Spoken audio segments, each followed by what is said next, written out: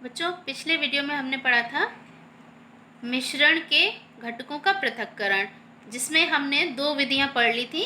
वाष्पीकरण के द्वारा मिश्रण के घटकों का पृथक्करण और अपकेंद्रीकरण विधि द्वारा मिश्रण के घटकों का पृथक्करण। आज हम पढ़ेंगे तीसरी विधि, पृथक्करण कीप द्वारा, यानी मिश्रण के घटकों को हम पृथक्करण कीप द्वारा किस प्रकार से पृथक पृथक कर सकते हैं। तो चलिए पढ़ते हैं। दो अघुलनशील द्रवों के मिश्रण को पृथक करने के लिए पृथक्करण कीप का प्रयोग करते हैं। यानी जब कोई दो द्रवों का मिश्रण हो और वो अघुलनशील हो, यानी आपस में घुले ना, तो ऐसे द्रवों के मिश्रण को पृथक करने के लिए हम पृथक्करण कीप का प्रयोग करते हैं। अब जैसे मिट्टी का तेल और जल का मिश्रण, ये दोनों जल और तेल ये आपस में मिलेंगे नहीं, है ना, ये दोनों अघुलनशील हैं एक दूसरे में, तो इनके मिश्रण को पृथक करने के लिए हम पृथककारी कीप का प्रयोग करते हैं। तो क्या है विधि, चलिए हम पढ़ते हैं। मिट्टी के तेल और जल के मिश्रण को हम पृथककारी कीप में डालते हैं।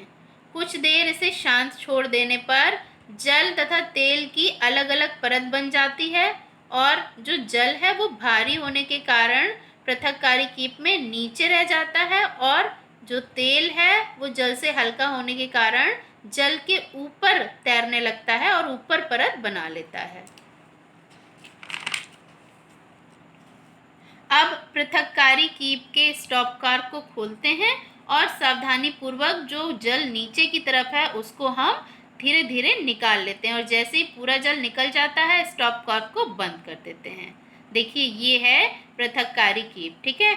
इसमें हमने जल और मिट्टी का तेल डाला, तो ये दोनों ही मिश्रण रूप में है, लेकिन जल और मिट्टी का तेल आपस में अघुलनशील है, यानी मिलते नहीं हैं। तो जो जल है भारी होने के कारण नीचे रह जाता है और मिट्टी का तेल जल के ऊपर परत बना लेता है। आप घर में भी अगर ऐसे एक्सपेरिमेंट करेंगे तो आप देखेंगे कि जल नीचे रह जाएगा भारी होने के कारण और तेल उस जल के ऊपर रहेगा। अब क्या करेंगे, थोड़ी देर रहने के बाद जल नीचे और मिट्टी का तेल ऊपर हो जाएगा, दोनों की अलग अलग परत तैयार हो जाएगी। फिर ये जो स्टॉप कॉर्क है इसको हम खोलेंगे और धीरे धीरे जो नीचे स्थित जल है उसको हम निकाल के अलग बर्तन में एकत्र कर लेंगे और जैसे ही जल पूरा निकल जाएगा हम स्टॉप कॉर्क को फिर से बंद कर देंगे। तो क्या होगा, जो मिट्टी का तेल है वो इस कीप में रह जाएगा और जल को हमने अलग बर्तन में पृथक कर लिया। तो इस प्रकार से इस पृथककारी कीप के द्वारा दो अघुलनशील द्रवों को हमने अलग अलग कर लिया, ठीक है। अब है अगला, ऊर्ध्वपातन द्वारा। पिछले चैप्टर में हमने पढ़ा था ऊर्ध्वपातन। क्या होता है ऊर्ध्वपातन, जब कोई ठोस पदार्थ तापमान बढ़ने पर या सामान्य तापमान पर सीधे ठोस अवस्था से गैस अवस्था में परिवर्तित हो जाए तो वह प्रक्रिया कहलाती है ऊर्ध्वपातन। तो अब ऊर्ध्वपातन विधि द्वारा किस प्रकार से मिश्रण को पृथक करेंगे, देखिए। नमक तथा कपूर के मिश्रण को पृथक करने के लिए ऊर्ध्वपातन विधि का प्रयोग किया जाता है। क्योंकि कपूर का ऊर्ध्वपातन होता है और जो नमक है उसका ऊर्ध्वपातन नहीं हो सकता, इसलिए ऐसे मिश्रण जिनमें ऐसे दो घटक हो जिनमें से एक का ऊर्ध्वपातन हो और दूसरे का ऊर्ध्वपातन न हो सके, तो ऐसे मिश्रणों के पृथक्करण के लिए हम ऊर्ध्वपातन विधि का प्रयोग करते हैं। तो किस प्रकार से इस विधि का हम प्रयोग करते हैं, चलिए देखते हैं।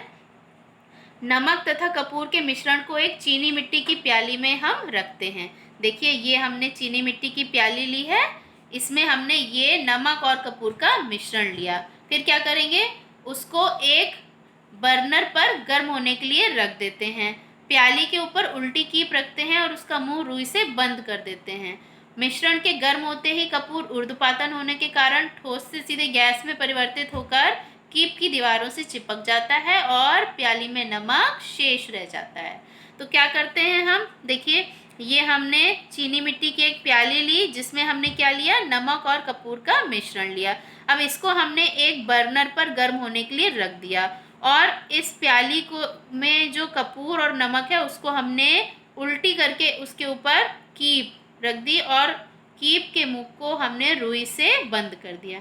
अब जैसे ही ये मिश्रण गर्म होगा तो जो कपूर है वो ऊर्ध्वपातन के द्वारा ठोस से सीधे गैस में परिवर्तित होकर फनेल की या कीप की दीवारों पर चिपक जाएगा। ये देखिए, है ना।